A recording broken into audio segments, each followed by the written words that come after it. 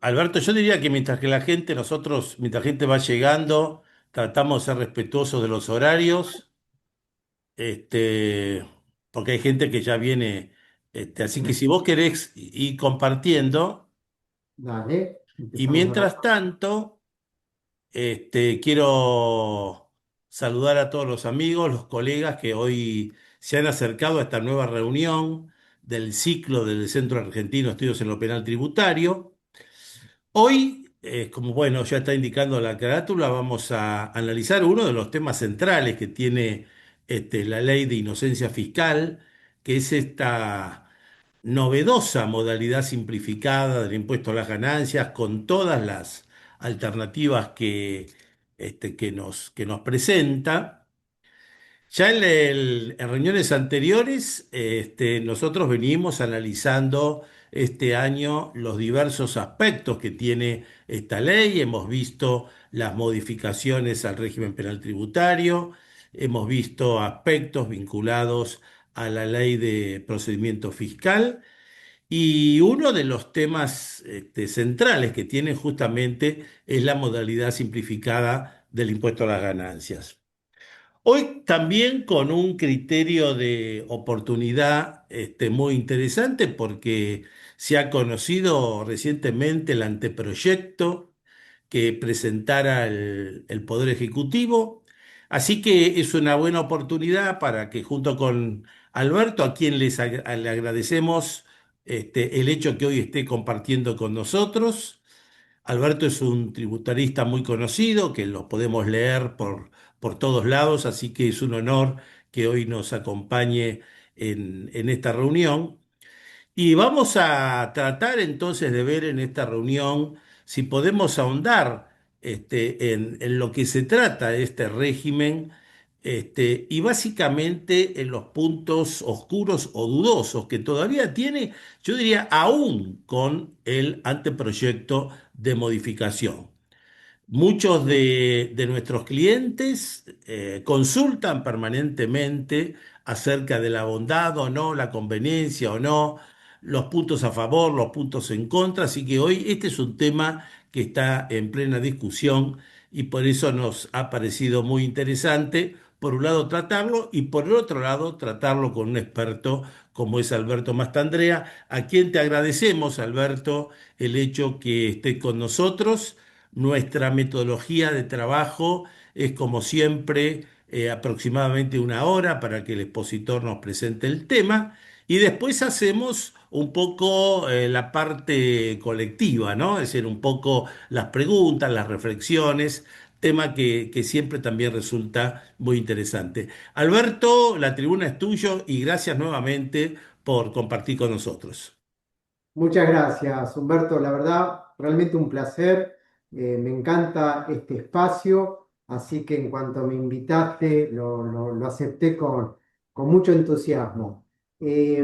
Bueno, como lo dijiste en la introducción, el objetivo es hacer un análisis orgánico entre lo que es la ley hoy vigente y el anteproyecto que se conoció, porque precisamente ese anteproyecto surge como consecuencia de diversas modificaciones que desde los distintos espacios profesionales le pedíamos al gobierno para que en definitiva cumpliera con el objetivo que ellos se habían trazado al respecto.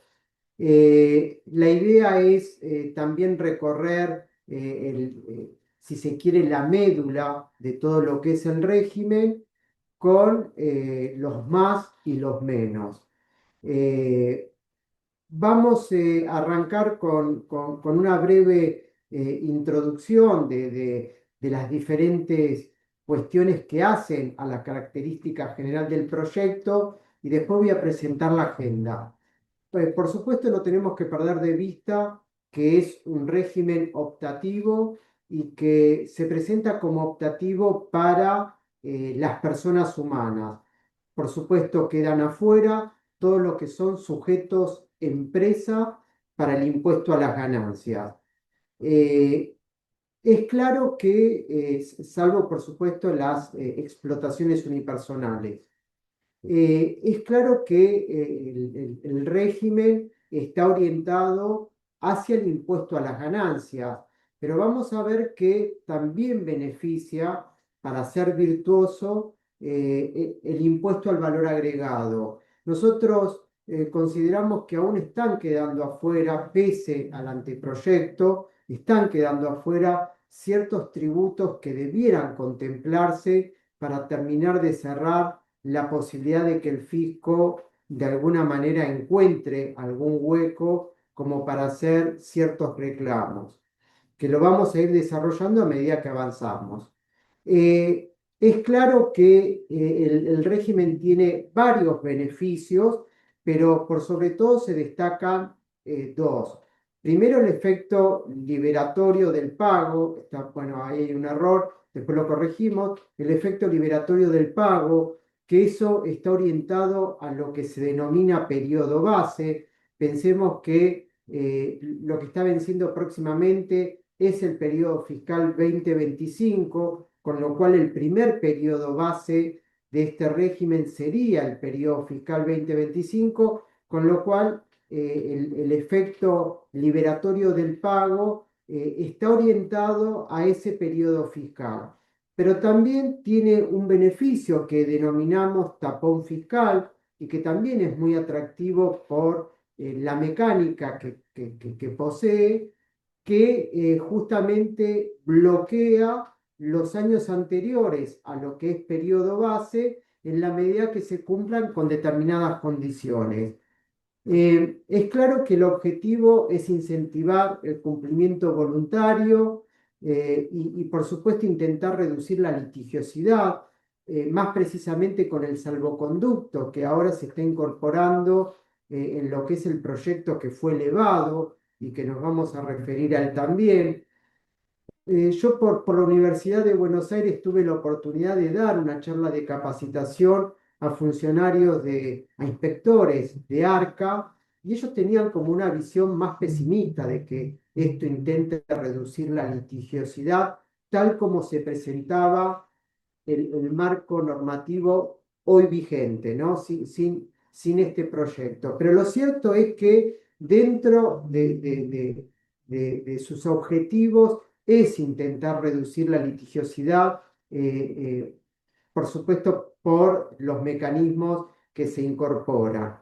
Y también se incluye hoy de manera más acotada a lo que es inclusive el pedido de los organismos internacionales, un régimen de exteriorización que pareciera ser generoso porque uno puede interpretar como que es de activos en general, pero si leemos la letra chica, parece que está más orientado y con mayores sí, beneficios, la exteriorización de fondos y no bienes en general, que es un poco el discurso que tuvo el gobierno en cuanto se le preguntaba sobre el régimen. Es decir, el objetivo era tratar de que las personas que adhieran saquen del colchón los dólares no declarados y que lo inyecten en la economía formal.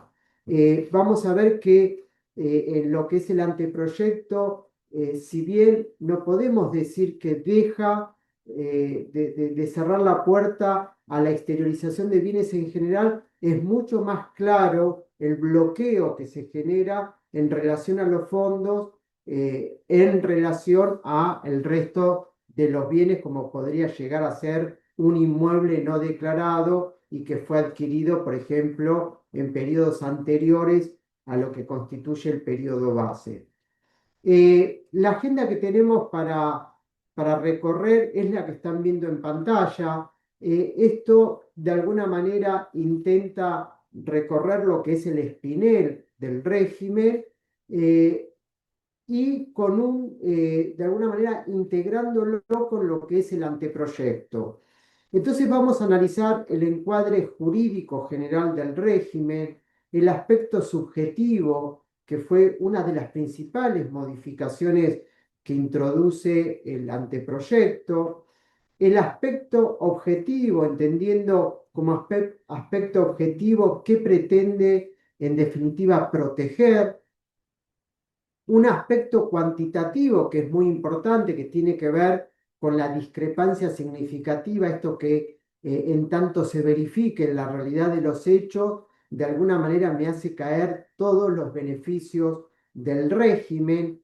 Hoy con un salvoconducto, que también es importante de alguna manera para intentar bloquear la posibilidad de que el fisco vaya hacia atrás, algunas cuestiones vinculadas a lo que nosotros entendemos como aspectos procedimentales del régimen, el aspecto temporal de esta exteriorización que incluye el régimen de declaración jurada simplificada y cómo esto debe ser articulado como último punto con lo que son las normas de lavado de dinero y todos los, de alguna manera, los operadores o quienes tienen obligación respecto de reportar operaciones sospechosas.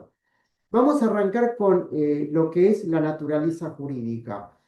Nosotros, la lectura que tenemos sobre el régimen es que se presenta como un instituto dual que convive bajo un mismo techo, pero que claramente hay dos sistemas que intentan convivir y que no podemos leer uno sin el otro, porque están de alguna manera ensamblados y ensamblados con cierta armonía.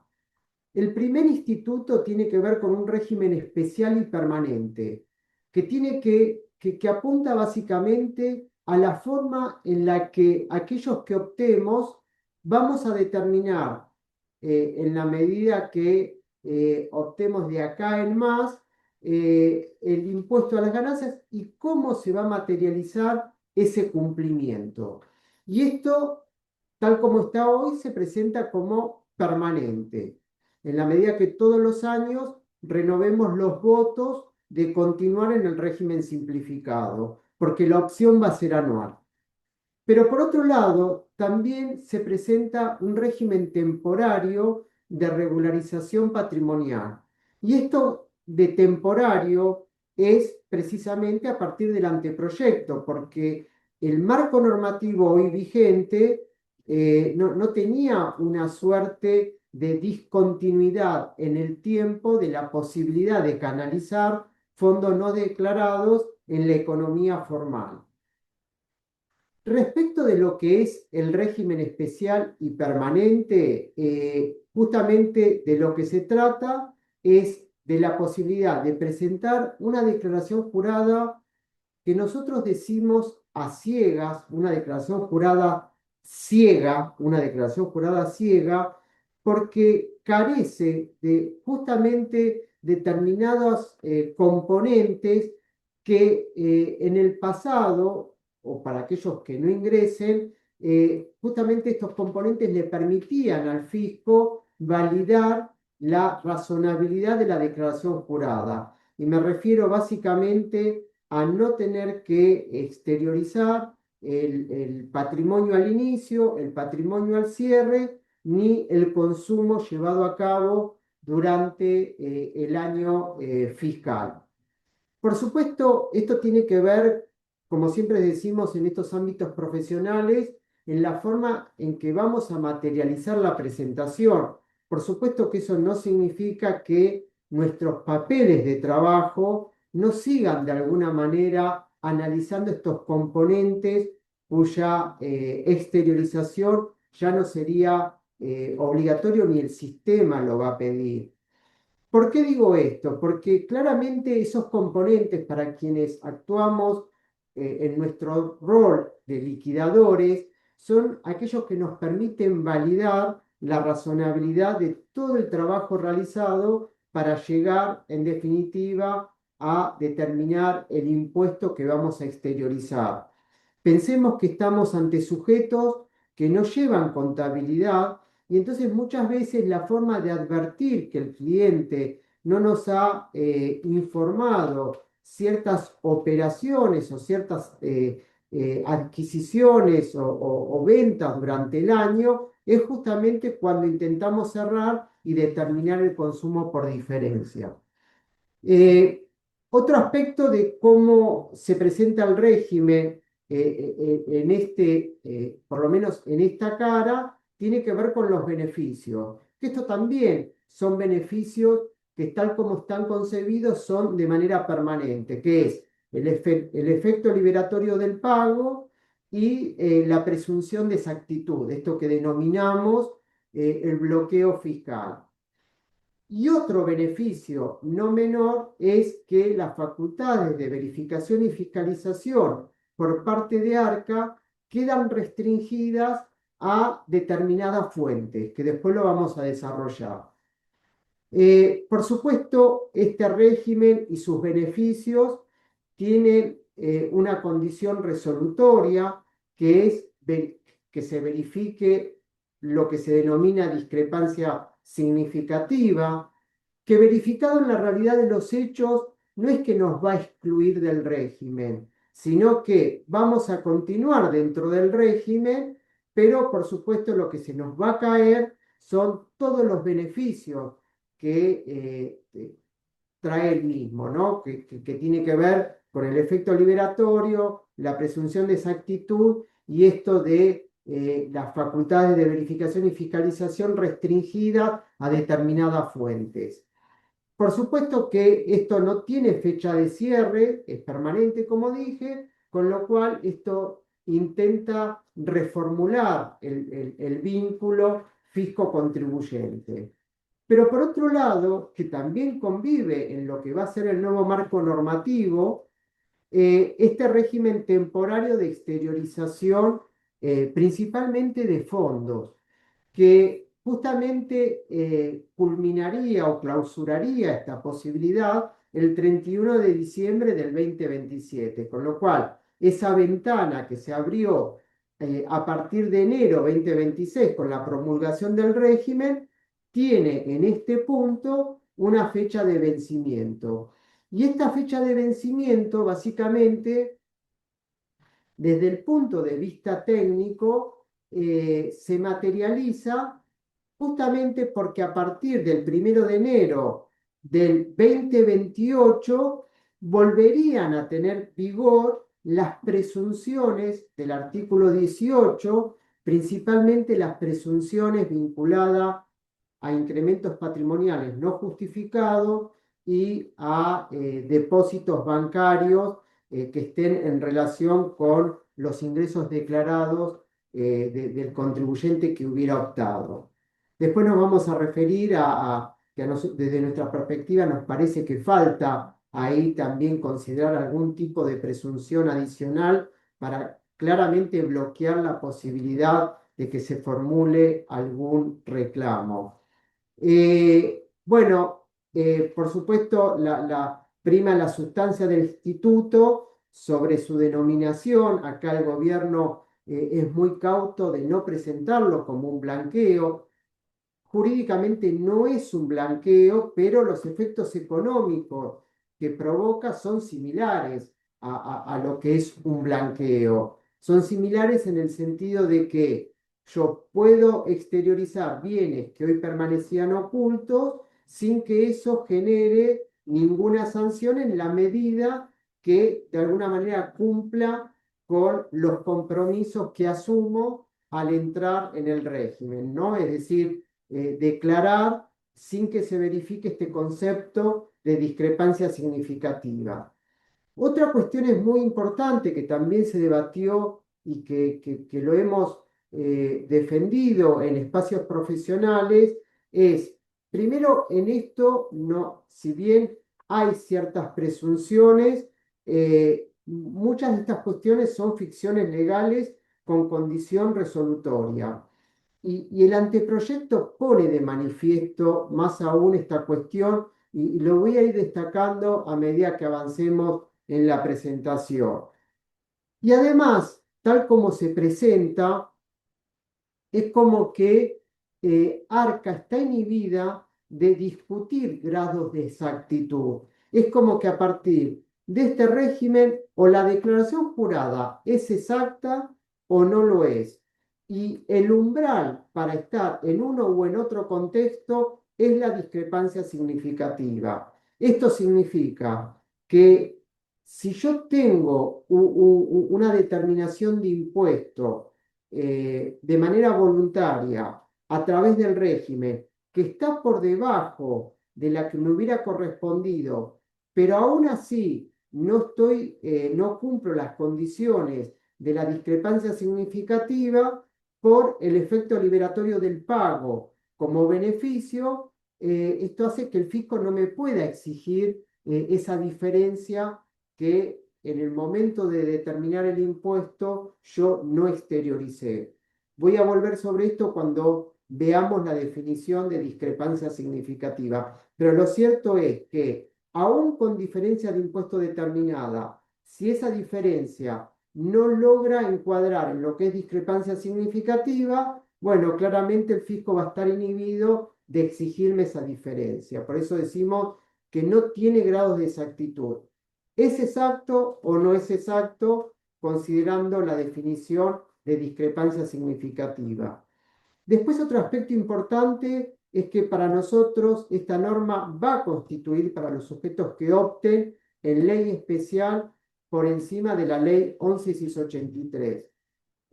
Veremos cómo se reglamenta, si el anteproyecto se transforma en ley, cómo se reglamenta, pero nuestra visión respecto de esto es que tal como hoy está el marco normativo vigente, si el fisco quisiera hacerle cualquier reclamo a un sujeto que está incluido dentro del régimen especial, en cualquier caso, con independencia de dónde está el error, por ejemplo, tendría que iniciar el proceso determinativo de oficio. ¿Qué quiero decir con esto? Ustedes saben que, de acuerdo a la ley 1183, si yo cometo un error en la parte que denominamos de liquidación, es decir, en aquella parte de la declaración jurada en donde uno exterioriza retenciones, percepciones, pagos a cuenta y en general todos los medios cancelatorios de lo que es el impuesto determinado, y allí sobreviene una observación, sabemos que la ley de procedimientos no obliga al fisco a iniciar el proceso determinativo de oficio porque con una sola intimación o con la simple intimación sería suficiente como para exigirme la diferencia que se produzca en esa parte de la liquidación. Mientras que, por supuesto, si entiende que el impuesto determinado, la parte determinativa, adolece de errores, allí sí tiene que iniciar el proceso determinativo de oficio. Nosotros analizando el marco normativo y especialmente todos los supuestos de diferencia que señala el anexo del decreto reglamentario, interpretamos que en todos esos casos el anexo del decreto reglamentario ordena a ARCA iniciar el proceso determinativo de oficio, aun cuando el error, en definitiva, esté centralizado, esté centrado en lo que es en los medios de pago y no la determinación de impuestos. Y por eso es importante en este punto señalar que no tenemos que interpretar sus normas bajo la perspectiva de la ley 1183, sino que, por lo menos desde mi visión, estamos ante una ley especial que prima por sobre el marco general, ¿no? Y de nuevo, este estándar dual al que ya me hice referencia. El aspecto subjetivo. Acá hay un cambio importantísimo de lo que es el marco normativo actual, de lo que es el anteproyecto. Es como que pasamos de un sistema de invitados a un sistema de puertas abiertas. ¿Por qué?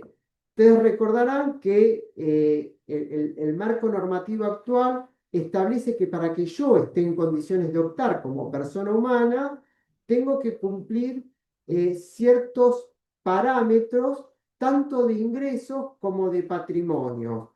Y esos parámetros, que no los puedo superar, porque superando uno solo de ellos ya estoy fuera, debían analizarse en los tres periodos fiscales anteriores al periodo base.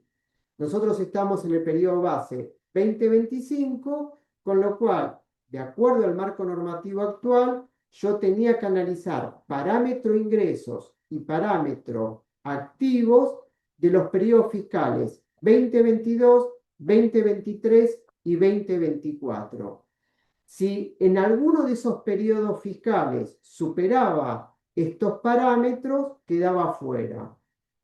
Uno de los parámetros, el parámetro ingresos, generaba muchas controversias en la práctica, porque las distintas definiciones que fue dando el organismo recaudador, inclusive la Dirección Nacional de Impuestos, hacía que el universo de los que creíamos que podían optar se fuera achicando con cada una de las definiciones.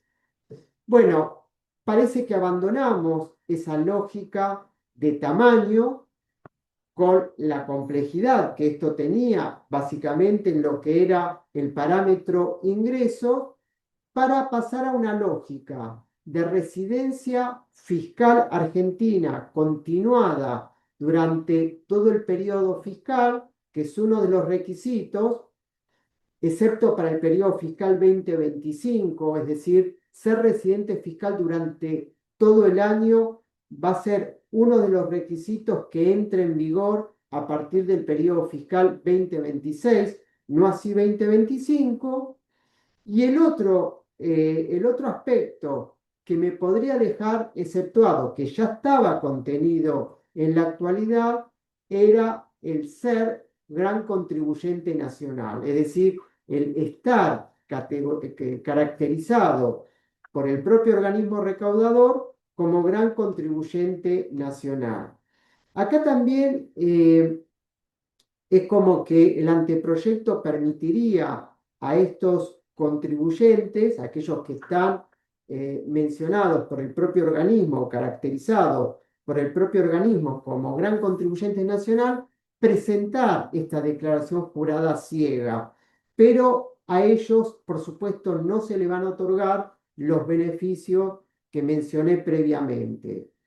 Eh, en este punto hay quienes sostienen que justamente la única condición que uno debe tener para quedar excluido es ser gran contribuyente nacional, le da algo de fragilidad al sistema, porque no es un concepto definido, porque depende de la discrecionalidad propia del organismo recaudador y porque, bueno, en ese punto podría haber cierto planteo de que se estaría vulnerando el principio de igualdad, porque en definitiva depende de una caracterización que da el organismo recaudador sin tener tanta transparencia respecto de los parámetros que se utilizan para otorgar o para de alguna manera hacer caer la calidad de gran contribuyente nacional. Pero básicamente, luego de que este proyecto se transforme en ley, las únicas dos cuestiones claves que vamos a tener que tener en cuenta es la residencia fiscal a partir del periodo fiscal 2026 y la caracterización como gran contribuyente nacional. Por supuesto, después hay algunos requisitos adicionales, pero que son de alguna manera vinculados a lo que es los estados administrativos de la CUIT y después cuestiones formales que tienen que ver con tener alta en el impuesto a las ganancias, que eso aparentemente el sistema automáticamente lo va a solucionar. Y sí, por supuesto, lo importante del régimen es modificar o aceptar la declaración jurada propuesta por ARCA a la fecha de su vencimiento y regularizar el saldo en término. Sin estos dos requisitos, en principio no estaría gozando de los beneficios del régimen, ¿no? Aun cuando a la fecha del vencimiento yo presente una declaración jurada en cero y después rectifique, es necesario presentar la declaración jurada al vencimiento, tal como está el marco normativo actual, para que el beneficio o los beneficios, mejor dicho, no se me caigan. En relación al aspecto objetivo, ¿qué se protege? Bueno, yo ya comenté que en primer lugar, uno de los beneficios consiste en el efecto liberatorio del pago, que por supuesto está orientado hacia el impuesto a las ganancias, pero el anexo del decreto reglamentario lo extiende al impuesto al valor agregado.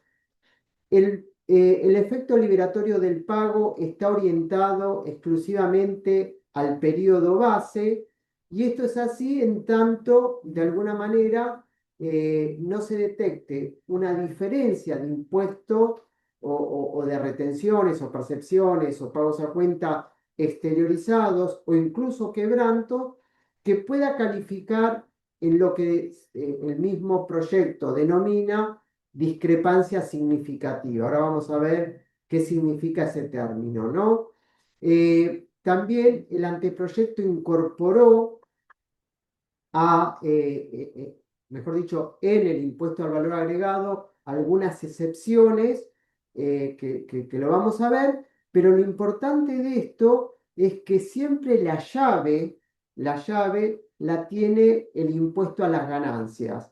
Si en el impuesto a las ganancias no se me detecta una discrepancia significativa, eh, no pueden ir contra el impuesto al valor agregado y mucho menos por los periodos fiscales anteriores, porque ahí de alguna manera se consolida lo que denominamos el tapón fiscal. Y esto plantea algunos interrogantes que después se los voy a compartir cuando veamos el concepto de discrepancia significativa, que algo el anteproyecto soluciona, pero no lo soluciona del todo, porque justamente algo que se había advertido es, si yo, por ejemplo, eh, imputo eh, facturas apócrifas en el impuesto al valor agregado, pero no así en el impuesto a las ganancias, con el marco normativo existente decíamos, bueno, esas facturas apócrifas que uno imputó en el impuesto al valor agregado no pueden ser de alguna manera observadas por el fisco, en tanto de alguna manera la puerta de entrada, que es el impuesto a las ganancias, no resulte observable. Algo han modificado en el anteproyecto, dicen, bueno, esto va a seguir funcionando así, excepto que yo detecte facturas apócrifas en el IVA, que por supuesto no estén como gasto deducible en el impuesto a las ganancias, porque en ese caso ya está esa posibilidad, o que en el IVA me imputes ingresos directos por encima de los que hubieran correspondido. En esos únicos dos casos, facturas apócrifas y diferencias en los ingresos directos en el IVA, te puedo exigir esas diferencias, aun cuando el impuesto a las ganancias no esté observado. Y entonces, bueno, a partir de esa cuestión, nosotros observamos que en la práctica se pueden verificar otra gran cantidad de supuestos que va a ser necesario que el fisco objete ganancias para después hacer observaciones respecto del IVA. Por ejemplo, si yo imputara créditos fiscales de operaciones que no están vinculadas con operaciones grabadas, en el impuesto al valor agregado, aunque el fisco la detecte, si no me puede observar ganancias, por ejemplo, supongamos que en ganancia el gasto era deducible porque estaba vinculado con actividades grabadas, pero con actividades que no se encuentran grabadas por el IVA, con lo cual es un gasto deducible en ganancias, nada más que el crédito fiscal no es computable en IVA. Bueno, lamentablemente, tal como se presenta el anteproyecto y como está el marco normativo actual, el fisco no podría objetarme esos créditos fiscales. O créditos fiscales de operaciones vinculadas a mi consumo personal, es decir, yo soy responsable inscripto, de alguna manera hago gastos personales en calidad de responsable inscripto, el vendedor me discrimina IVA y yo lo computo como crédito fiscal. No lo deduzco en ganancias porque es un consumo personal, pero el crédito fiscal lo imputé en una posición del periodo fiscal. Bueno, tal como está diseñado el sistema de bloqueos recíprocos entre ganancias e IVA, en tanto no me objeten ganancias, no pueden ir a objetarme IVA, salvo las dos excepciones que hoy sí contempla el anteproyecto, que solo es con facturas apócrifas y ingresos directos. Después tenemos la presunción de exactitud. La presunción de exactitud está orientada a lo que es los periodos fiscales no prescriptos. Esto es lo que denominamos, como dije, el tapón fiscal. También alcanza a ambos impuestos.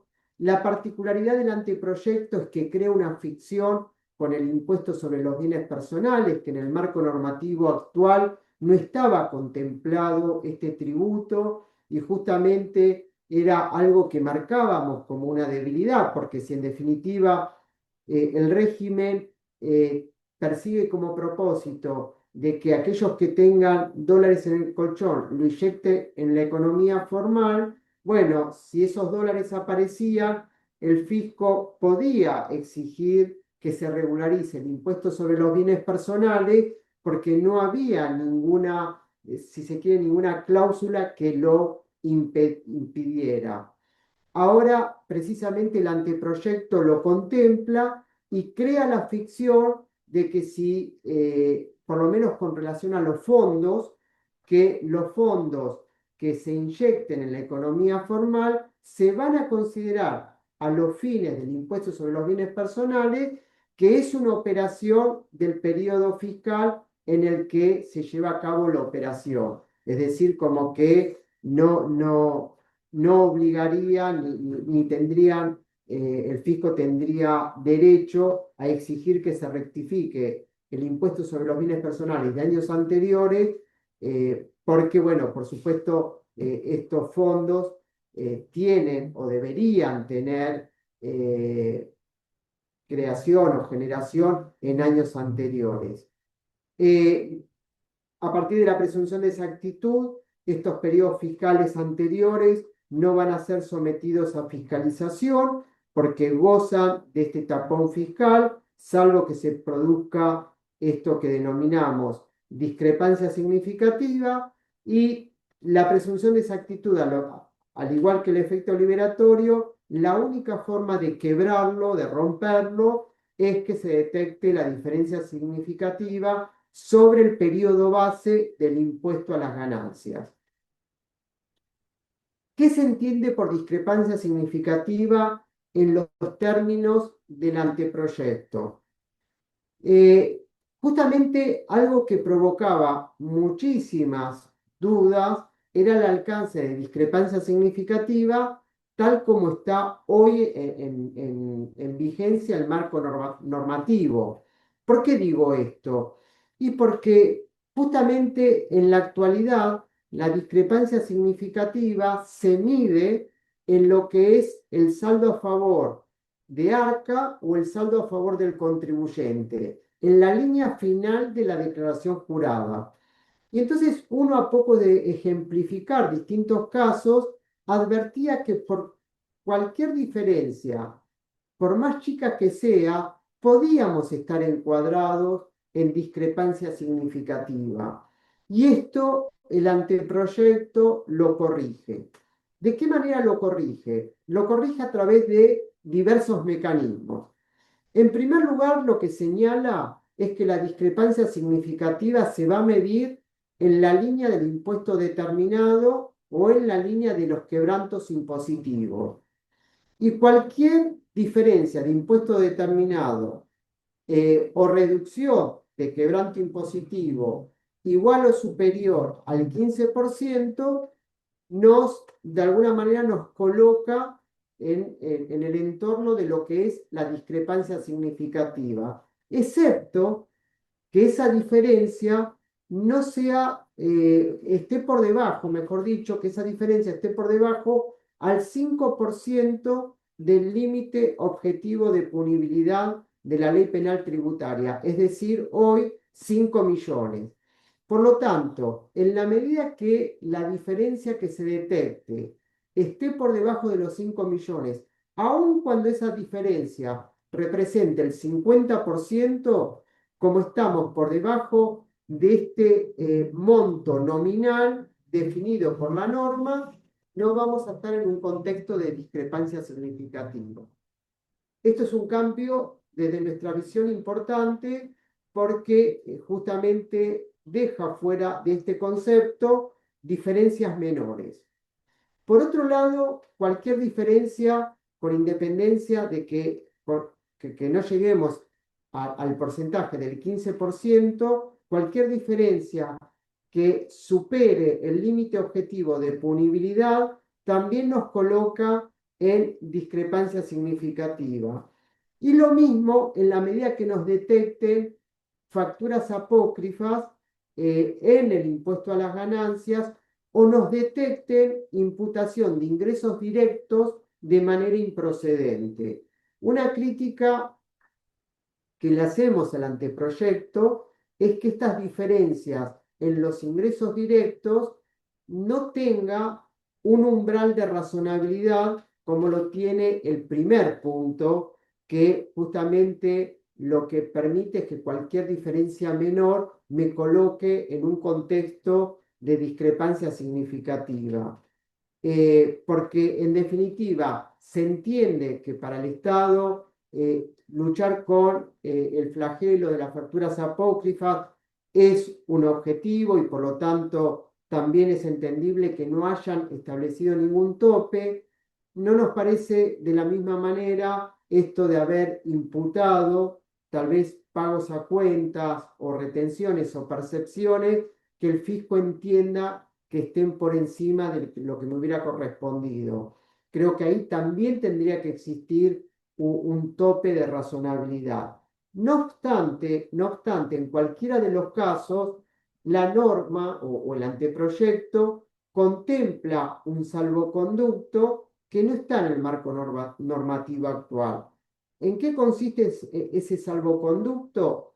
Bueno, en que aún en un contexto de discrepancia significativa, si yo acepto la diferencia, rectifico la declaración jurada, regularizo el saldo dentro de los 15 días hábiles de notificada la determinación de oficio o la liquidación administrativa, bueno, vuelvo de alguna manera a estar en el contexto donde todos los beneficios siguen operativos en el caso concreto, ¿no? Aun cuando se me hubiera detectado una diferencia de impuesto que esté en la definición de discrepancia significativa.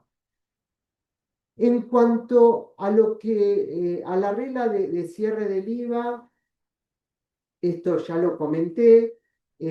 Un tema importante que introduce el anteproyecto es que se considera periodo fiscal no prescripto para estos fines del impuesto al valor agregado al periodo que va de enero a diciembre del periodo base.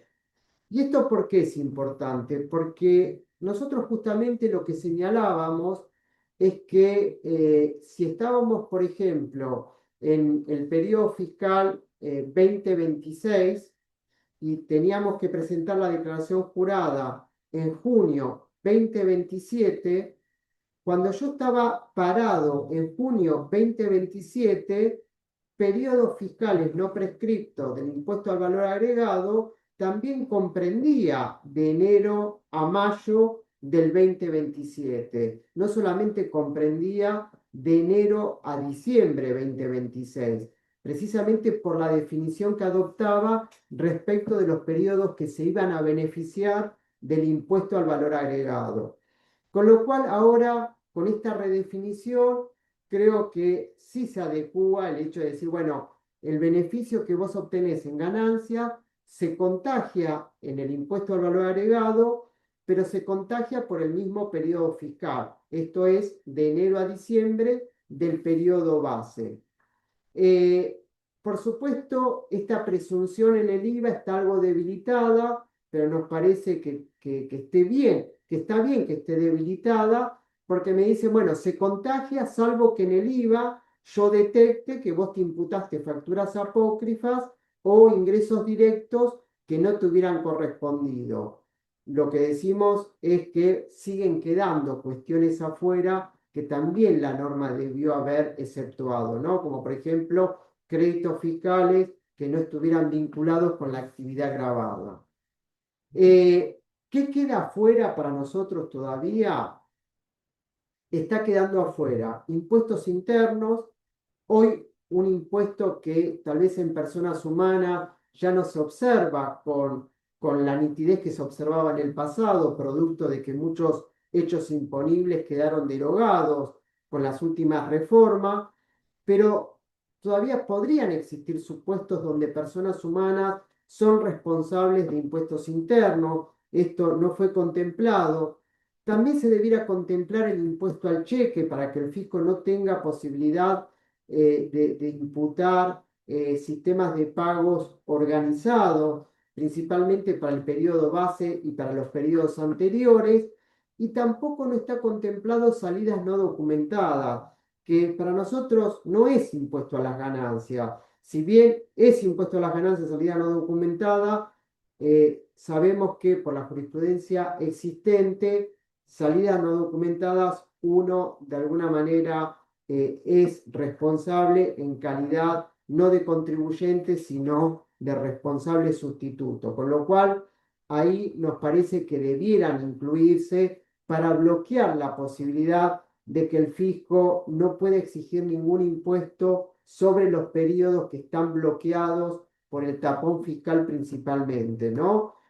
Porque pensemos que si no entran por el periodo base, con respecto a ganancias e IVA, no pueden ir hacia atrás, pero salidas no documentadas podrían exigírmelo para periodos no prescriptos porque no tiene ningún tipo de bloqueo como el que estamos viendo. Y por supuesto, los tributos provinciales para aquellos contribuyentes que sean responsables de ingresos brutos, ¿no? Y esto lo que estamos pidiendo es que en el próximo consenso que el gobierno comenzó a hablar, bueno, se ha tratado para que las provincias de alguna manera incorporen alguna cláusula que impida que los fiscos provinciales de alguna manera exijan impuestos para aquellos contribuyentes que de alguna manera saquen los dólares del colchón y lo inyecte en la economía formal.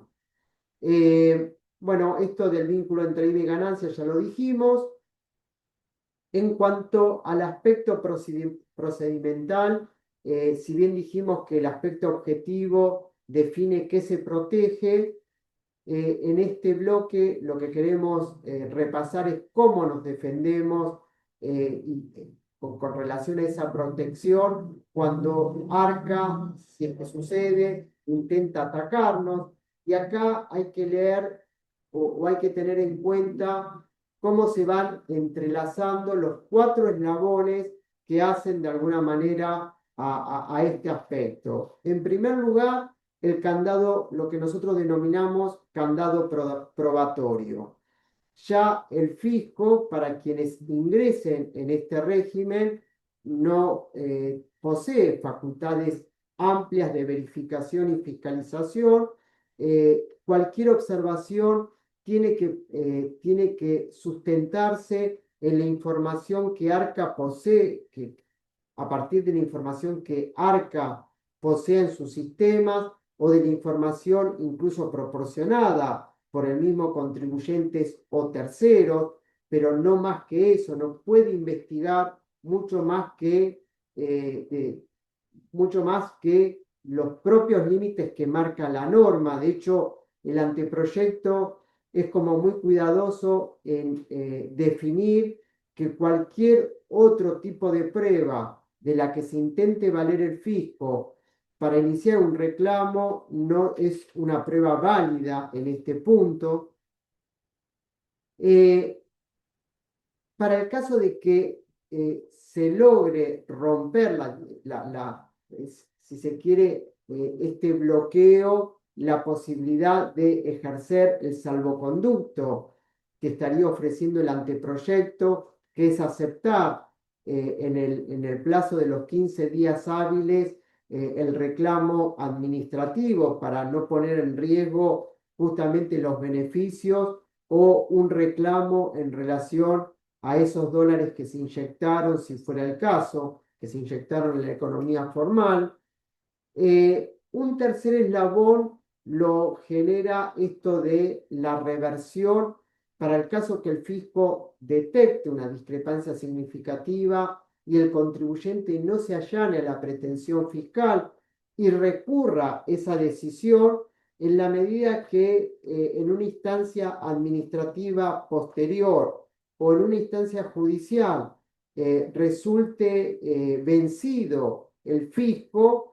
Bueno, lo que se establece es que se va a recomponer la situación de ese contribuyente, todos los reclamos o todas las actuaciones administrativas generadas como consecuencia del desbloqueo van a caer y se establece que si el contribuyente, como consecuencia de haber perdido estos beneficios, tuvo que ingresar sumas de dinero, esas sumas le tendrán que ser devueltas dentro de los 45 días hábiles con más intereses, con una suerte de un plazo, si se quiere, ágil para de alguna manera obligar a que el fisco devuelva todo lo percibido como consecuencia de una discrepancia que después la justicia o el tribunal fiscal o la sede que corresponda consideró que no era tal.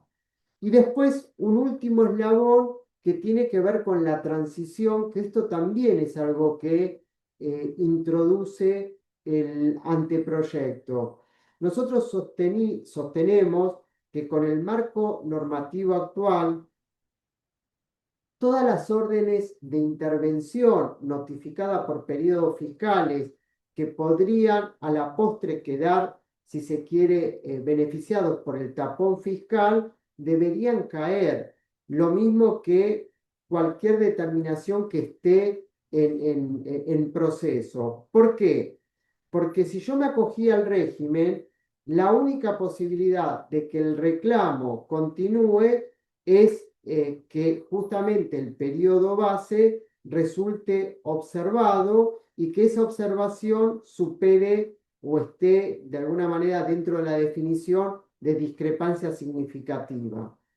El fisco no interpretaba lo mismo, el fisco consideraba que era de aplicación el artículo 15 del anexo del decreto reglamentario, que es un artículo que está orientado a un supuesto que no tiene que ver con con el que les estoy planteando ahora, es decir, un supuesto donde tal vez yo adhería al régimen, en los próximos días presento la declaración jurada del 2025 y me están fiscalizando el 2024 y sé que me van a determinar de oficio el 2024. Y lo que nosotros sostenemos es, si yo opté por el régimen y presenté el periodo fiscal 2025, vos para proseguir con la observación del 2024 tenés que adjudicar discrepancia significativa en el 2025, si no, no es de alguna manera legítimo que continúes con ese reclamo. Ahora el anteproyecto contempla esta situación y lo que pone de manifiesto es que cualquier orden de intervención notificada con anterioridad a ejercer la opción de ingresar al régimen, la orden de intervención tuvo que haber sido notificada con anterioridad a ejercer la opción al régimen, es válido que prosiga. Lo mismo va a ser válido que prosiga cualquier discusión o cualquier conflicto que ya haya escalado o esté en sede administrativa o en sede judicial. Lo que sí establece es que si un contribuyente que adhiera está discutiendo una sanción del artículo 45, una multa del artículo 45 o una multa del artículo 46 por un impuesto que fue ya ingresado con más sus intereses, eh, de alguna manera le van a eximir esa sanción que se está discutiendo en la medida que de alguna manera se allane a renunciar a repetir el impuesto ingresado con más sus intereses. Entonces, todas estas sanciones por periodos fiscales anteriores correspondiente al artículo 45 y el artículo 46 pueden verse eximidas o condonadas en la medida que se verifiquen estas circunstancias. Eh, Respecto del aspecto procedimental en cuanto a la exclusión total pero temporaria de las presunciones, principalmente la presunción de incremento patrimonial no justificadas y las de los depósitos bancarios, inciso F, inciso G. Como os dije, esto se abre una ventana hasta el 31 de diciembre 2027. Acá lo que destacamos es que también debió ser contemplada dentro de este elenco la presunción que está incorporada a continuación del artículo 18, que son los incrementos patrimoniales no justificados que provengan de paraísos fiscales o de jurisdicciones no cooperantes. Esto me parece que tendría que estar dentro de este elenco de presunciones. Lo que sí el anteproyecto contempla que las restantes presunciones se transforman en presunciones simples y dejan de ser presunciones legales para estos contribuyentes. La interpretación que hacemos nosotros es que esto tendría lugar solo por la ventana temporal que se abre hasta el 31 de diciembre 2027, que esto de que las presunciones legales se transformen en indicios no es de manera permanente. Hay quienes interpretaron que eran de manera permanente por la redacción que tiene la norma. Para nosotros hay que leerla en su conjunto y por lo tanto es también hasta el 31 de diciembre de 2027. Está la duda. Pero bueno, lo cierto es que básicamente allí lo que estaría faltando es contemplar tal vez alguna presunción más. Como para ir cumpliendo con los tiempos, esto es lo que le dije con respecto a los procedimientos en curso, vinculado por supuesto a los dos tributos protegidos por el régimen, IVA y ganancias. Eh, Esto lo paso, queda en el material, pero ya lo expliqué. Y un poco lo que intentamos con esta filmina es graficar esta ventana que está proponiendo el anteproyecto y que para el gobierno era importante de alguna manera ponerle coto temporal porque sentían que de otra manera no se estaban cumpliendo con los compromisos que Argentina había asumido a nivel internacional, ¿no? Y que, bueno, temían de que tuvieran alguna objeción respecto a que en el fondo el régimen se presentaba como un régimen de exteriorización abierto sin suerte de discontinuidad. Bueno, el anteproyecto esto lo contempla y pone como fecha de finalización el 31 de diciembre 2027. Eh, Esto de núcleo permanente y regularización con plazo es un poco para hacer un inventario de los beneficios que van a quedar de manera permanente de aquellos que tienen un plazo en concreto. Esto también es para después leerlo con mayor tranquilidad. Y por último, una cuestión que preocupa en los hechos es la reacción de principalmente las entidades financieras cuando, bueno, la persona humana se presenta con dólares con el propósito de depositarlos en sus cuentas bancarias. Pensemos que En el anteproyecto adquiere rango de ley la obligación de canalizar todas las operaciones de los sujetos eh, que opten por el régimen a través de medios autorizados por el Banco Central o la Comisión Nacional de Valores. Por supuesto, continúa la excepción de los inmuebles. eh, pero lo cierto, y el anteproyecto refuerza esta idea, los sujetos obligados por las normas antilavados continúan alcanzados por las obligaciones en materia de prevención de lavado de activos, con lo cual tienen que seguir reportando operaciones sospechosas. Recordemos que las operaciones sospechosas no tienen un umbral cuantitativo a partir del cual la entidad está obligada a reportarla. Es decir, justamente exprofeso, el ROS no tiene un umbral cuantitativo. Entonces, allí en lo que es la práctica, observamos como diversos perfiles dentro de lo que es el universo de las entidades financieras, algunas de las cuales son muy permisivas y no piden nada, y después en el otro extremo están aquellas que son muy estrictas y que aun cuando conocen el cliente y quiere depositar sumas que no son significativas, dólares, billetes que quiere depositar por ventanilla, bueno, le piden documentación de respaldo, incluso piden las declaraciones juradas o en última instancia una certificación de contador público, ¿no?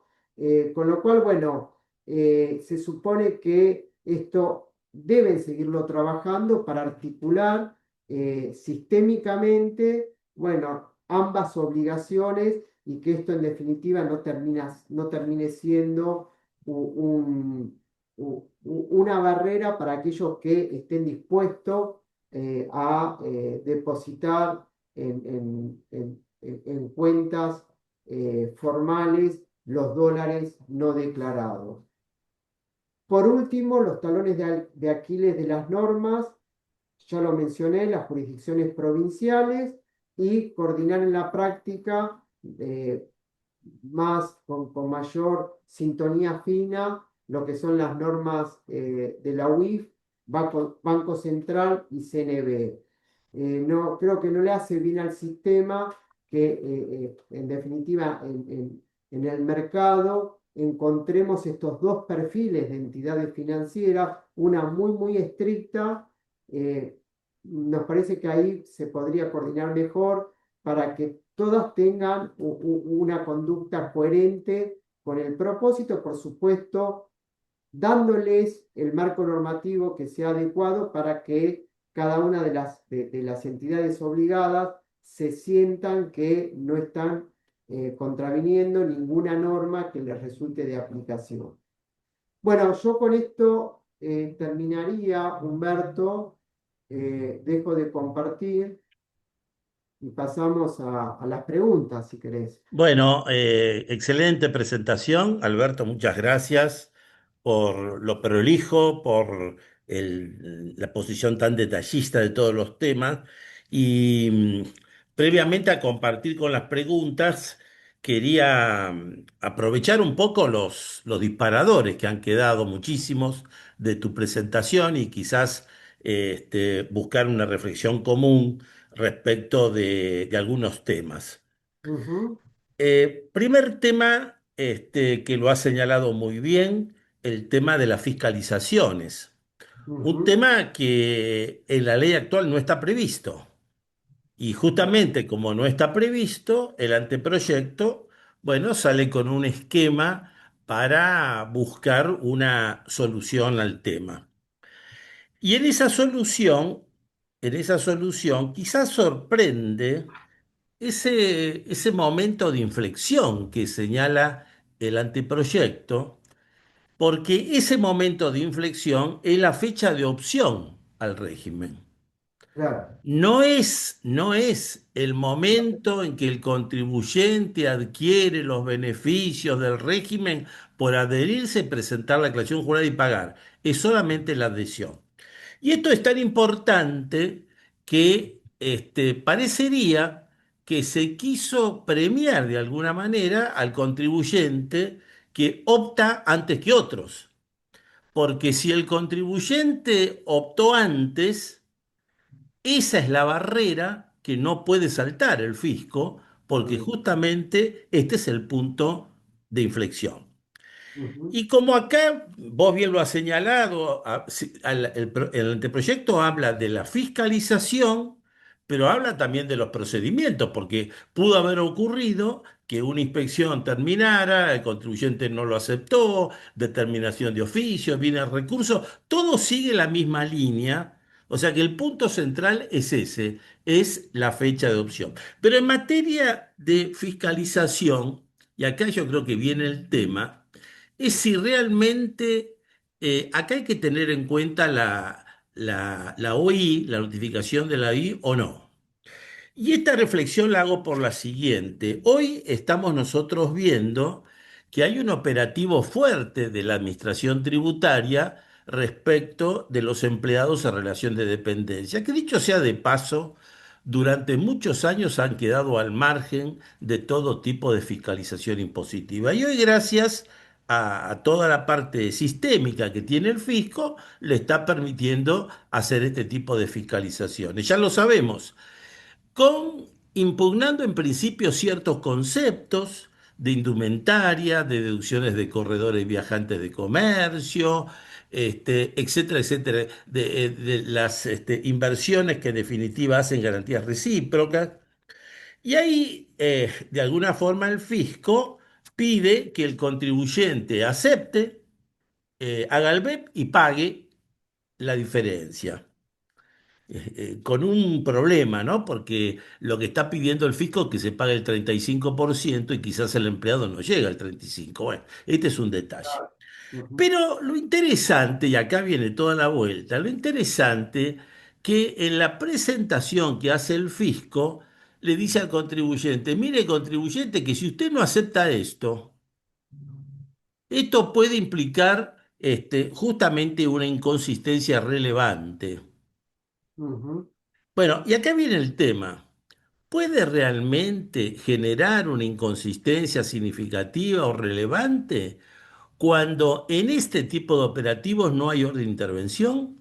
Y entonces ujú, acá vuelvo planteando el problema. Si realmente el anteproyecto se refería a la orden de intervención, que es realmente lo lógico, pero que quedaría descolocado respecto de lo que está ocurriendo en otros procedimientos, que sabemos que hay unos cuantos por parte de la Administración Tributaria, donde no hay orden de intervención. No sé cuál es tu opinión al respecto, Alberto. Mirá, yo, a ver, comparto con vos esa mirada que tenés. Yo creo que esta norma que apunta a decir que en definitiva el límite lo determina el ejercicio de la opción es para periodos fiscales anteriores al periodo base, no para el periodo base. Es decir, para el periodo base, aun cuando opte si detectar inconsistencia, como por ejemplo esto de que yo exterioricé haber hecho aportes a una sociedad de garantía recíproca y no lo hice, ahí sí podría, porque estamos dentro del periodo base, eh, cargarme una orden, primero hacer una suerte de convocatoria, es decir, traerme la declaración jurada antes de la orden de intervención, porque claramente, bueno, el marco normativo actual lo que señalaba es que la diferencia la hacía la orden de intervención. El anteproyecto no contiene eso para el periodo base, ¿sí? El marco normativo actual sí lo dice que, por ejemplo, si yo me detectan sobre el periodo base una diferencia y yo la regularizo antes de la orden de intervención, esa diferencia no se va a considerar discrepancia significativa. El organismo salió a decir, mira, nosotros lo que vamos a hacer es que cualquier discrepancia significativa que observemos, primero vamos a invitar al contribuyente a que la rectifique sin orden de intervención para que no le podamos para que ese contribuyente no pierda la discrepancia. En este marco normativo ya eso desaparece y lo que dice es, mirá, Si yo te hago una orden de intervención o no, pero vos aceptás el ajuste dentro de los 15 días hábiles de notificado el acto y lo pagás y lo regularizás, vas a estar de nuevo con los beneficios. Entonces, digo para que se entienda, yo creo que esto de la orden de intervención, sí o no, antes del ejercicio de la opción, es muy importante para los periodos fiscales previos, dentro del anteproyecto. Para el periodo fiscal base, hoy el salvoconducto me permitiría que, aun cuando tengo orden de intervención, si me allano dentro de los 15 días hábiles de notificado el ajuste, recobrar los beneficios. No sé si Muy fui bien. claro. Hay, Alberto, gracias ante todo. Hay, Alberto, una serie de preguntas que nos han acercado y una de ellas, bastante repetitiva, por eso creo que sería interesante aclararlo, sería la situación de la pérdida del beneficio, o sea, ese contribuyente que está en el régimen simplificado, y después por las inconsistencias relevantes que tiene, pierde el beneficio. Vos lo has señalado bien, el beneficio, entre otras cosas, el efecto liberatorio, el tema de la presunción de exactitud. Pero muchas consultas de colegas tienen dudas sobre si la pérdida de beneficio también alcanza al beneficio de exteriorización que ha realizado el contribuyente, porque el contribuyente entró en el régimen, presentó la declaración jurada, pagó, exterioriza los fondos, luego se cae por el tema de las inconsistencias, pero hay una idea como que esa pérdida de beneficio no arrastraría el tema de la exteriorización anterior. Sería interesante, me parece, aclarar este tema también. Claro. Mirá, Humberto, nosotros cuando acercamos ideas a los fines de mejorar el régimen, le pedimos al gobierno que contemplara alguna cláusula para que, pese a la pérdida de los beneficios, no se pierda justamente el beneficio de haber exteriorizado bienes ocultos. Yo actualmente en el anteproyecto no veo que si pierdo los beneficios por la presunción de exactitud o por la discrepancia, no vaya a perder también el beneficio. Para mí se Sí, pierde todo. de acuerdo. Y esto es un problema porque por la situación económica de Argentina, uno nunca está con certeza de que todos los años vaya a poder cumplir en tiempo y forma con sus obligaciones fiscales. Por eso les decíamos, ya que abren una ventana, que por los fondos exteriorizados e inyectados en la economía formal, bueno, que se pierda el tapón fiscal, que se pierda la presunción de exactitud, pero impidan de que vayan a exigir deuda por esos fondos. Yo esa norma hoy no la veo. Para mí se pierde todo. Estamos de acuerdo y yo comparto con vos, o sea, cuando se hablan de beneficios son todos y no hay ninguna exclusión en el marco de la Claro. ley. Perfecto. Pasamos al tema presunciones. Un Ujú, tema, muchos de estos temas que vos muy bien has comentado, estaban ubicados en el decreto reglamentario indebidamente porque implicaban un claro exceso de la ley y ahora se incorporan algunos de ellos a la ley. Y ujú, vamos a tocar el tema de las presunciones porque yo tengo la impresión que por lo menos en el anteproyecto, en el anteproyecto hay un tratamiento distinto según el tipo de presunciones y a no todos se le aplica el mismo criterio. Por un lado, aparece la presunción del incremento patrimonial no justificado y la diferencia entre los depósitos bancarios y los ingresos. ujú, Estas dos presunciones legales tienen para mí un tratamiento muy especial en el sentido que el legislador, sin cortapisa alguna, establece que directamente no se aplican a los efectos de determinar las discrepancias significativas. En cambio, cuando abordan el otro resto, o sea, todas las Humberto, presunciones del artículo 18, las que estarían faltando, el criterio es distinto. Y ahí distinto. se dice, en realidad, estos serían indicios.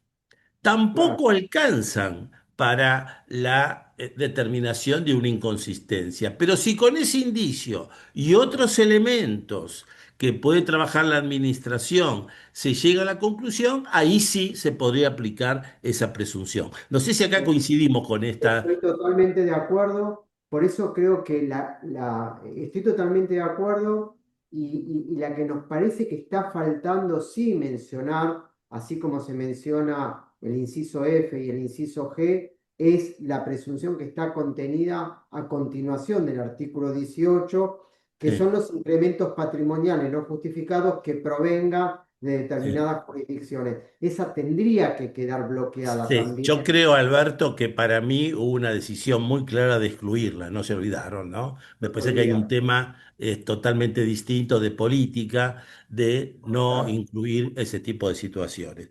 Bueno, el otro tema que quería plantearte, que también hemos recibido varias preguntas al respecto, es el tema de las cuentas en el exterior.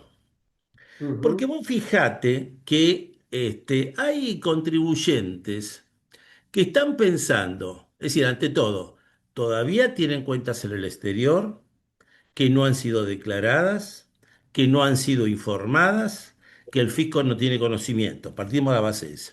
Eso Y total. entonces los contribuyentes, algunos contribuyentes están pensando en entrar al régimen simplificado con la idea, con la idea de que en realidad no podría utilizar esa información el fisco. Y acá me parece que entramos en un camino un poco nebuloso, porque en realidad es muy importante lo que vos señalaste, que para ese tipo de discrepancias, y la ley lo dice con toda claridad, la carga de la prueba, que nosotros sabemos que en muchos casos las fiscalizaciones invierten la carga de la prueba, pero que en este caso concreto la carga de la prueba la tiene exclusivamente el fisco. Y además de eso, dice la ley, no solamente que la carga es exclusivamente sobre el fisco, sino además dice sobre qué base.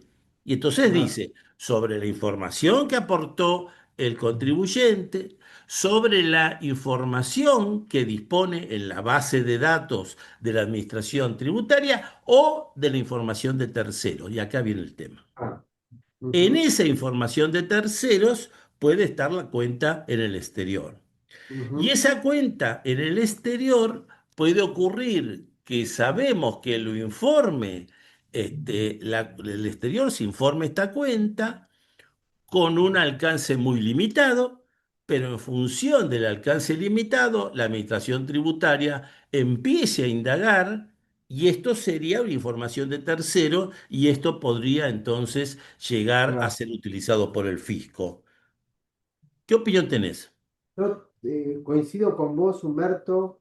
Es claro que si yo la cuenta la tengo de periodos anteriores al periodo base y declaro, por ejemplo, las rentas percibidas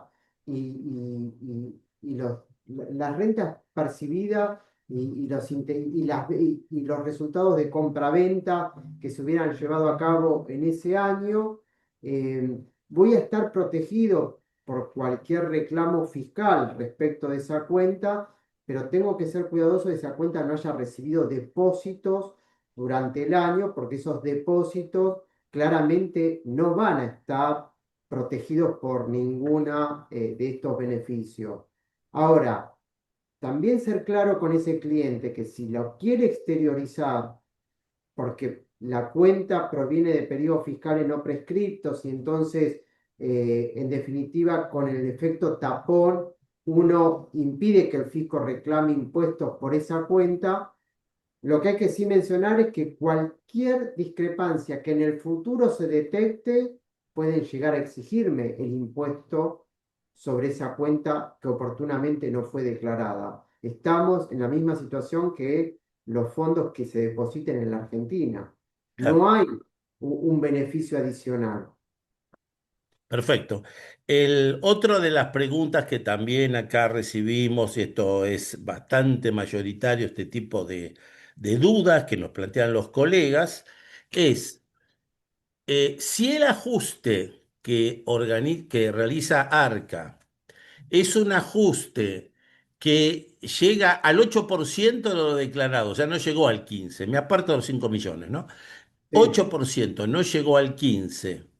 Entonces, no se estaría ante una inconsistencia relevante y la duda que se plantea si ese ajuste, independientemente de no afectar el sistema, podría ser reclamado por el fisco al contribuyente. Para mí no, por los efectos liberatorios del pago que pesa sobre el Exacto, periodo base. totalmente de acuerdo. Bueno, muy bien, tenemos una coincidencia casi total, Alberto. Yo quiero hacer la última reflexión. Bueno, Tengo para mí que con este anteproyecto se logra una forma bastante interesante de un cerrojo jurídico tributario para que el contribuyente, que sin ser un blanqueo, recurre a este tipo de situaciones. Pero en esta decisión, como en todas las decisiones, aparecen otros aspectos para analizar. Y los otros aspectos yo diría que son básicamente dos. Uno es la posibilidad de otro tipo de delito distinto del tributario. Ejemplo, supongamos un político que ha incurrido en determinado tipo de delitos y como consecuencia de eso, bueno, piensa entrar en este régimen. Tendrá cobertura desde el punto de vista tributario, pero no lo tiene si se llega a investigar y se descubre que hay otro tipo de delito. Y algo parecido para mí sigue pasando con la prevención del lavado.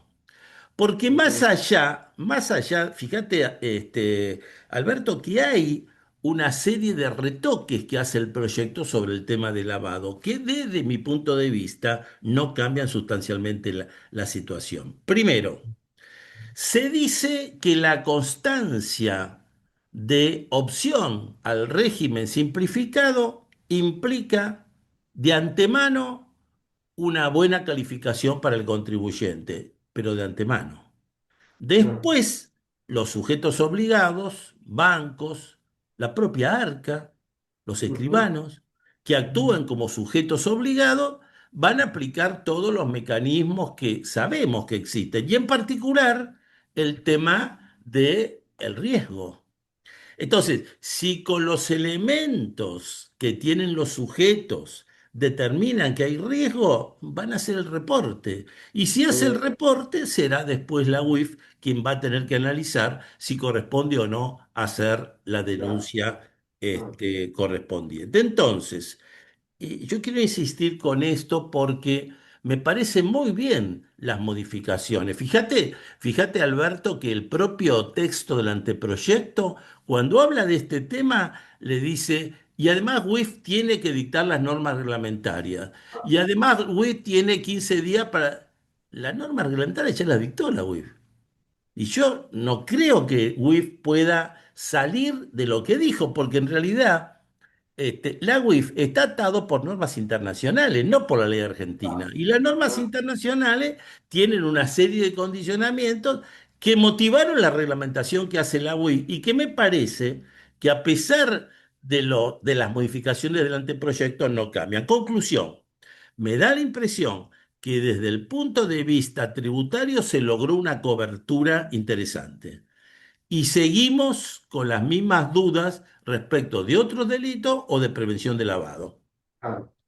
Que pareciera razonable, ¿no? Que no los proteja, que Por esto supuesto, es claro, un tema que apunta exclusivamente a lo fiscal. Y nosotros en nuestro rol de asesores, si tenemos algún cliente en esas condiciones, tenemos que ser claros que esos delitos no están cubiertos con esta norma. exacto. Bueno, muy bien, Bueno, Alberto, un placer. nuevamente agradecido por tu presentación y ahora sí vamos a abrir un poco las preguntas. Como yo siempre digo, les pedimos a todos los colegas que prendan la cámara para así sabemos quién quiere hacer alguna pregunta, pero voy a empezar con alguien que tiene la cámara apagada, que es Cristian Fabris, que es un seguidor nuestro permanente. Si está Cristian, este, Placer. ¿Cómo Buenas estás, tardes. Cristian? Te saludamos ante todo y ¿Cómo escuchamos andan? siempre tus reflexiones Felicitaciones tan para profundas. el expositor. Muy buena la exposición que hizo, muy buenas las contestaciones a las preguntas que le hiciste y comparto todo lo que se ha dicho. O sea, no tengo muchas preguntas, porque el tema del delito de lavado, si la UIF no modifica la resolución por más de las normas internacionales, va a ser muy difícil y muy dudoso. Pero bueno. El gobierno quiere utilizar esta herramienta y veremos cómo la logra implementar. Claro. Sí, Cristian, te yo agrego. diría gracias, Cristian, diría todo esto que hemos hablado. Me parece que hay otro aspecto que no lo hemos mencionado, pero que creo que es central a la hora de la decisión, que es el efecto confianza, ¿no? Ujú, Ninguna ujú. norma legal, ninguna norma legal puede dar un resultado positivo cuando el agente económico no tiene confianza en el sistema. Me parece que ahí empieza el gran problema de todo esto. Gabriela Farisano, nuestra representante de Rosario. Gabriela, ¿cómo estás vos? Gusto en saludarte. Tardes, ¿cómo están? Muy bien, muy bien. La verdad, bueno, felicitarte, Alberto, realmente la exposición muy clara. Creo Ujú. que la pregunta más redundante que está circulando y en todo el interior es el tema de las verificaciones. Y las verificaciones del año 2024 en especial, hay muchas en curso y esta es una terrible duda que sería muy importante tener certezas. O sea, te escuché todas tus explicaciones y me parecen totalmente lógicas. Como Claro, siempre hablamos del tema de seguridad jurídica, sería importante que eso esté por escrito. Lo estamos pensando de alguna manera a ver si plantear una consulta, algo como para tener una respuesta por escrito, ¿no? claro. Hay Yo creo muchas que sí, cursos. en el marco normativo actual, para mí la duda era legítima y para mí no debían seguir. Yo creo que eso se corrige ahora en el anteproyecto, precisamente a partir de hacerle saber a quienes estaban trabajando en las normas cuál era la interpretación que teníamos, porque ellos querían aplicar un artículo por analogía que no contemplaba exactamente el caso que uno les presentaba. Eh, Puede darse que alguna situación en el artículo actual queden fuera, pero creo que se contempló y queda como que todos esos procedimientos son válidos, ¿no? Sí, sí, Sí, me parece que efectivamente las dudas que existían antes eran muchas y bueno, por lo menos ahora en este proyecto, de llegar a aprobarse por supuesto en el Congreso, me parece que claro. se ha puesto en blanco y negro la situación, un criterio que uno puede estar a favor o en contra, pero que indudablemente ha quedado arreglado. Mario Broski, ¿cómo estás, Mario? Muy buenas tardes. Bueno, me parece brillante y excelente la exposición, sin ninguna duda. Yo no tengo preguntas para hacer porque me parece que el intercambio que hubo entre vos y Alberto fue muy bueno, muy extenso y muy profundo. Y sí, sí, me parece muy bien tu acotación respecto del funcionario público que se introduce en este sistema de declaración jurada simplificada, que no queda exento de una persecución penal a posteriori de su renuncia o cese de funciones, ¿eh? Sí. Porque es importante que se diga y que se considere ese tema. Ujú. Bueno. Y hay normas precisas del Código Penal que así lo disponen, ¿eh? Claro, claro. Muy interesante la acotación, Mario.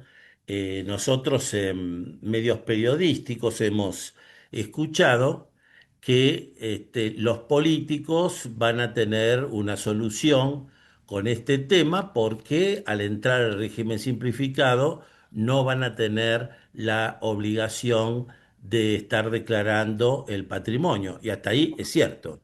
Lo que no Claro, es cierto, lo que no es cierto, que el régimen de las declaraciones de autocorrupción exigen el patrimonio. Y mm, exigen el patrimonio del funcionario y de la esposa, de ambos. claro, Entonces, diríamos, ese tema que no tendría implicancia desde el punto de vista tributario, sí lo tiene desde otro punto de vista, o inclusive de bienes personales, en el caso que no haya optado por el REIT, ¿no? Pero es un tema realmente muy interesante también ese planteo. Carlos Yascayer, nuestro representante de Tucumán. ¿Cómo estás, Carlos? Gusto en saludarte. Hola, buenas tardes. ¿Me están escuchando? Sí, sí, sí. perfecto. Bueno, buenas tardes a todos. Felicitaciones, Alberto, por la exposición. Me pareció realmente completa, que sería lo más importante. Y yo quería decir simplemente una cosa, que la acabas de mencionar vos, Humberto, que es el tema de la confianza.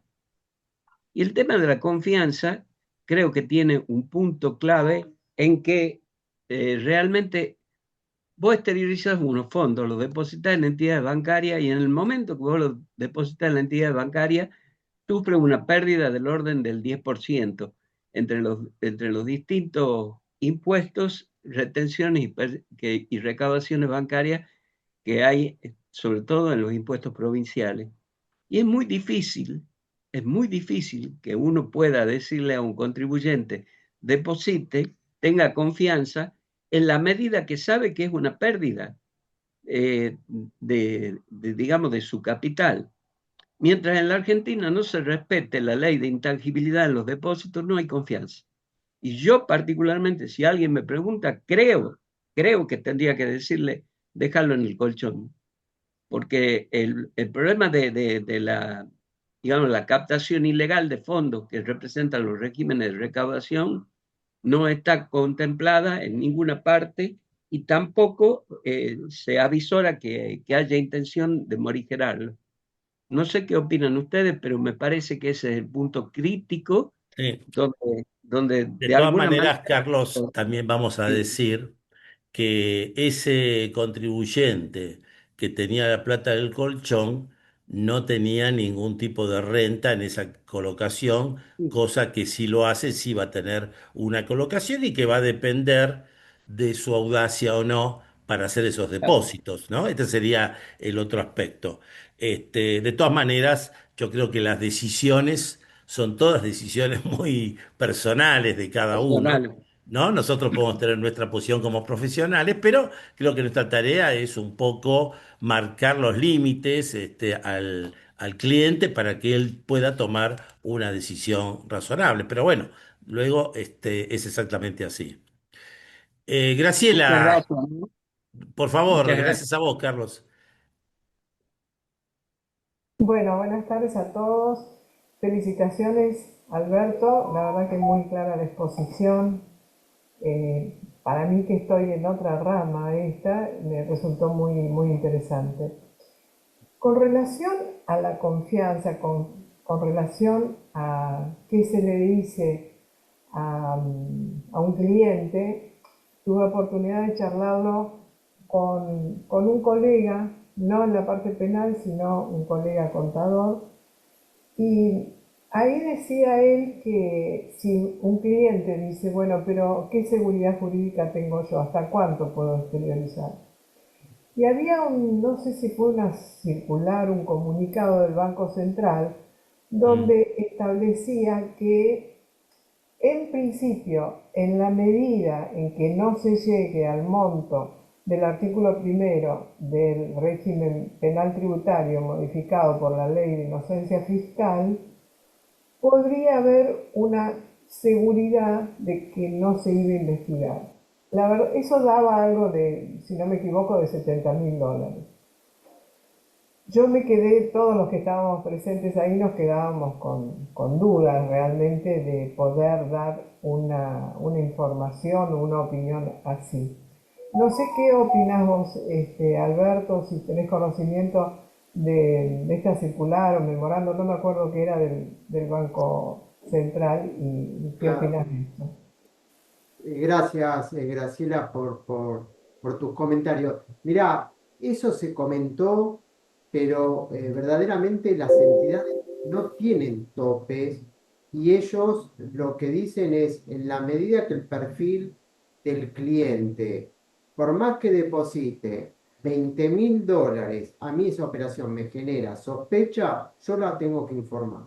No tengo ningún límite de Claro, ninguna autoridad y lo que quería comentar hace un ratito cuando Cristian había comentado lo de la UIF, nosotros tenemos casos incluso de entidades de seguros que también son obligadas a reportar, que me dicen, Ujú. Alberto, nosotros tenemos que aplicar normas internacionales. Aún cuando la UIF flexibilizara, yo como pertenezco a una filial, a una casa matriz del exterior, me obligan a aplicar normas del exterior. Y entonces yo también tendría que reportarlo o no tendría que aceptarlo como cliente. Por Ah. lo cual acá también hay para esas entidades, principalmente del exterior, un marco normativo que excede el local, ¿no? totalmente, totalmente de acuerdo, totalmente. Gracias. Sí, de todas maneras, me quiero rescatar la reflexión de Graciela porque es un tema que normalmente es la consulta permanente. Totalmente. ¿Hasta dónde, hasta qué monto puedo llegar a regularizar sin problema? Esa norma, Graciela, que vos decís que es del Banco Central, en realidad, lo que establece son dos cosas. Primero, si la persona va con dólares y lo deposita en el banco, el cajero no puede pedir absolutamente nada. Entró. Por supuesto que después de esto viene la revisión. Y entonces lo que dice el Banco Central, hasta un monto que es aproximadamente $10.000, hasta $10.000, no hay un análisis de la nominatividad del titular o del depositante, hasta $10.000. Más de $10.000 se acabó esta restricción y empieza el tema del riesgo. Con lo cual, me parece que estamos en una situación donde no estamos saliendo de acá, ¿no? Gabriela levantó la mano, no sé si querías comentar algo o la mano apareció misteriosamente.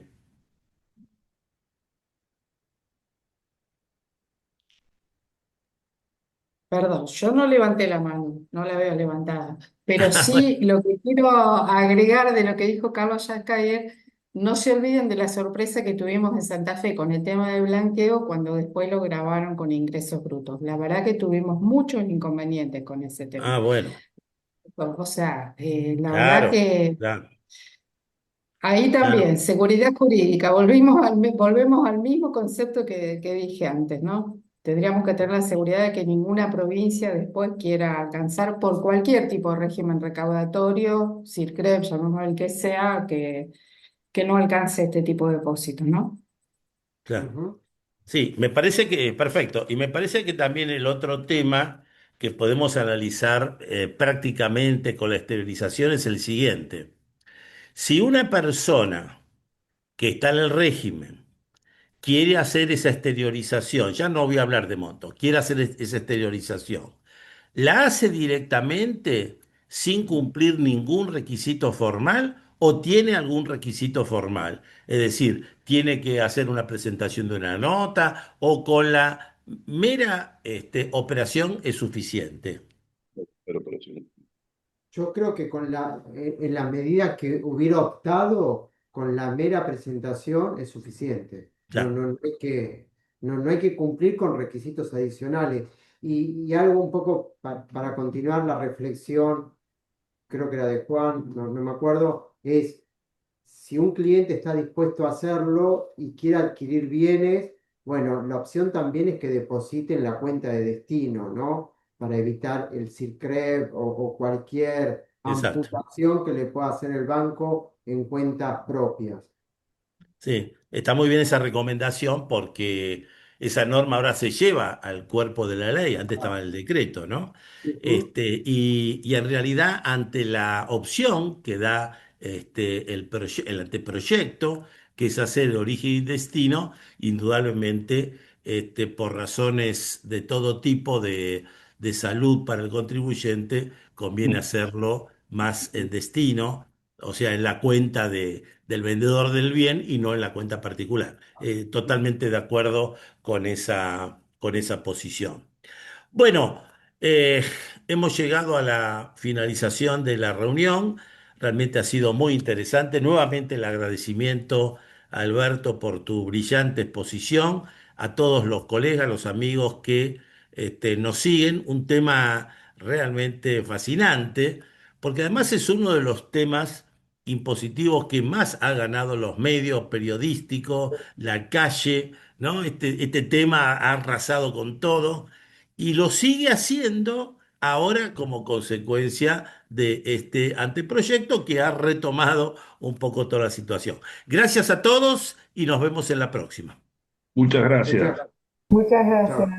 Chao. Nos vemos. Chao, chao.